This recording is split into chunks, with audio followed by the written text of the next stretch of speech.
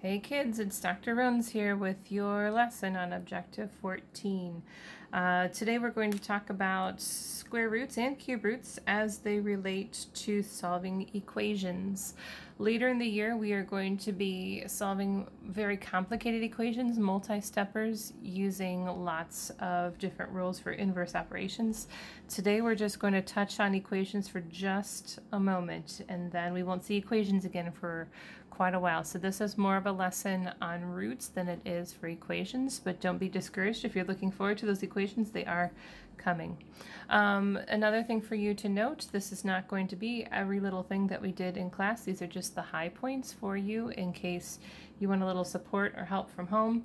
Of course, if you have more questions, I'm very happy to help you. So let's get some common terminology down here. An equation is a mathematical statement that two expressions are equal. So an equation is not just a math problem, it has to have an equal sign in it. And so for example, that'd be like 4x equals 16. That's an example of an equation. But if I just wrote, for example, 4x plus 16, this is an expression, that's not an equation.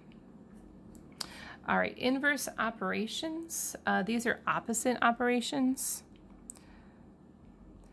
For example, positive and negative, those are opposite. If the bank made a mistake and added too much money to my account, they could do the opposite by subtracting to make it right again. These operations undo each other. So similarly, multiplication and division are inverse operations. And today we'll learn that finding the square root of a number is the opposite of squaring a number. Okay, and so similarly, finding the cubed root of a variable is the opposite of cubing a number. They undo each other, just like addition undoes subtraction, the other way around too. So when we find a solution, that's kind of like kids saying finding the answer. Solution is a little bit more mature of a way to say that, and that's just the value of a variable.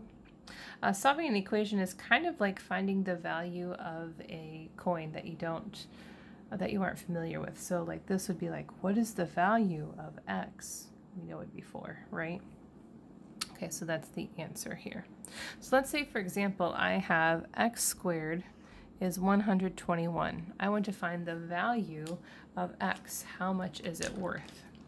Well, we saw up here that squaring a number is the opposite of finding its square root. And when we're solving equations, hopefully you remember that what you do on one side of an equation, you do to the other. So squaring and square root undo each other, and the square root of 121 is, 11. And so that's how we go about solving. It's pretty simple, right? All right, let's try a couple here. X squared is 196, so the reverse of squaring is finding the square root. What I do on one side, I do to the other. So x equals the square root of 196, hopefully you know, is 14. And so similar, when we have a cubed root, the reverse of a cubed root, the x cubed, the reverse of cubing a number is finding its cubed root. What I do on one side, I do to the other. X is not 8. The square root of 64 is 8. The cubed root of 64 is 4. 4 times 4 times 4 is 64. X is a value of 4. Now what happens if I'm looking for, say, a square root, and the square root of 14 is not a rational number? It's not an easy, neat solution. See? It's an irrational number. Doesn't end, doesn't repeat, can't be written as a fraction. Well, the most exact way to write that is in fact the square root of 14, just like this. So this is the solution. It looks like a math problem, but it is the solution. And that's a type of number, a radical, that we can work with moving forward. We can actually add, subtract, multiply, divide radicals, which is something that you are going to learn moving forward here. So similarly, the cubed root of 99 is a crazy decimal that if we were to write it, it would have to be rounded so it wouldn't be as precise. So the best way for us to write this solution would be just like this. X is the cube root of 99. So to leave the solution as a radical, Again, that's this shape here, since that's the most exact representation of it. Okay. All right, so that's the first idea that we went through in that lesson. Here is another section here that is related. So this is kind of like part 2. So here we're talking about the difference between x squared and x cubed. It's a subtle difference. Squaring a number means a number multiplied by itself 2 times gives us this result. So in this case, it's 1. And in this case, we found the 1 answer. So if I do x squared equals 1, and I do a square root of both sides, x equals, the solution is 1, but it's also, don't forget, -1 too, because -1 times -1 is also 1. So it has 2 solutions, 1 and -1. Now, let's just say I have x cubed equals 1, and one might think, well, because there's an exponent and there's 2 solutions, that must be the case all the time. Well, let's double check our process to make sure that that's true. X cubed equals 1 means a number multiplied with itself 3 times equals 1. So let's see if those 2 solutions work. 1 times 1 times 1 is 1. -1 times -1 times -1 equals 1 times 1 times 1 is 1. A negative times a negative is a positive times a negative is a negative. I need a 1. So actually there is only one solution in this case, which would be +1. -1 will not work.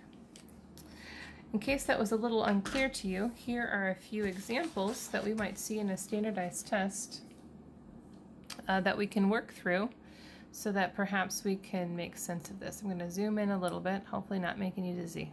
Okay.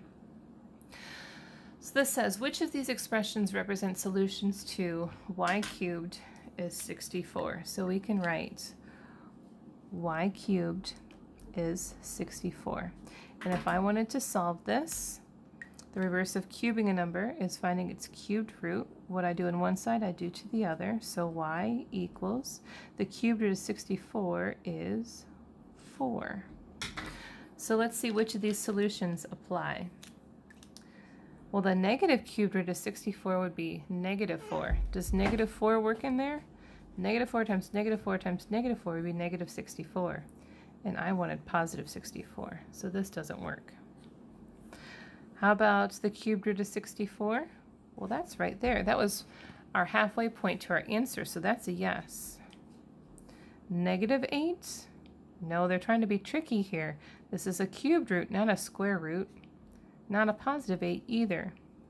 Not a -4. We just said that here, but a +4. Great. Let's try the next one. It says, which equation has both 4 and -4 as possible values of y? So if I did y squared equals 8 and found the square root of each side to get y equals, and it's going to be some long decimal, or I could just say the square root of 8. Let's see. 4 times 4 is 16, not 8. -4 times -4 is 6. Nope, that's not right. 4 cubed? Nope, is not. That's not going to work. Why don't we try this y squared equals 16? Well, the square root of 16 is 4.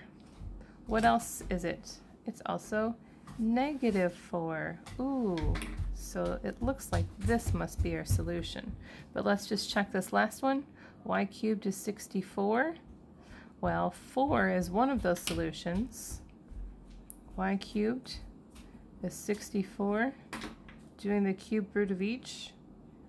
The cube root of each to get y equals 4. But -4 is not a solution too, so this is not a solution. All right, let's look at this really cool fraction. Did you know that you can find the cube root of a fraction in your head, just knowing what you already know? It says t cubed is 64 over 27. So if I want to solve for t, I can do t equals the cubed root of 64 over the cube root of 27. The cubed root of 64 is 4. And the cubed root of 27 is 3. So the cubed root of 64 over 27 is 4 over 3. Or of course we could say 1 1/3. Okay. Let's do one more here. It's kind of hard to do this because the little boxes didn't copy. There's little boxes where each of these little dots are. Okay. So it says indicate whether each value of x in the table is a solution of x squared equals 30, x cubed equals 30, or neither. Okay. All right. So if I do x squared equals 30, what are my possible solutions? Well, because it's a square, it would be both positive and negative the square root of 30. Positive and negative the square root of 30. Sorry, let's put stars there. If I'm looking for the x cubed is 30, the reverse of cubing a number is finding its cubed root, so the cube root of 30. But we learned that it's not positive and negative, just the positive. So this negative one is a neither. Oh, sorry.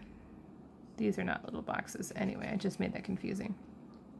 Okay, so all that to say, if we are finding the square root, there's a positive and negative option, but if we're finding the cubed root, it's only the positive, not the negative.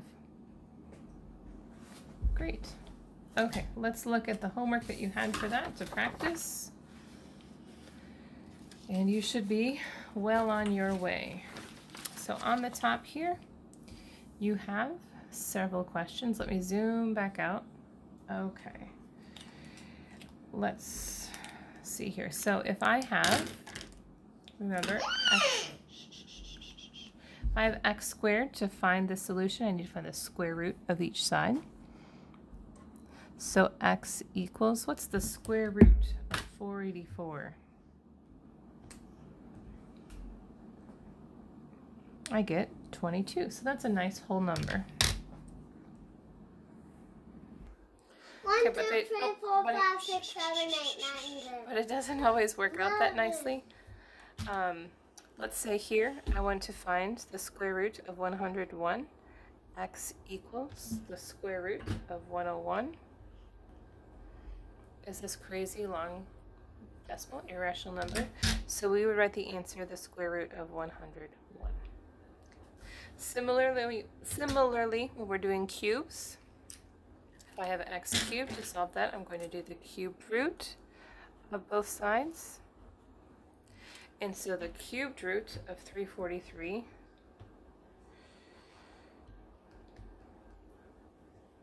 is 7. So my answer is 7.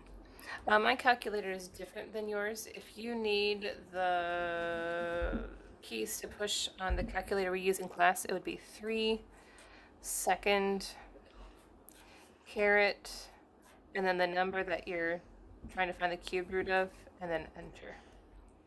I don't have that sort of calculator on me right now. All right, let's try another one. If I did a cubed root of 343, let's see if that one works out.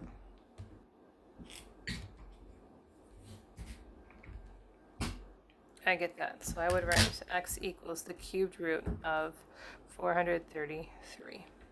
All right, and then for this section here, what's the difference between this and this? I'm specifically looking that this is a square and this is a cube. You might want to ask yourself, how many answers are there for each?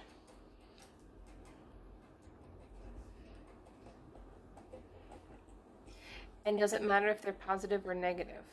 So summarize for me in a sentence or two what the difference is between those two equations. Now, if you're stuck and need some help, please don't hesitate to send me an email. I'm happy to help.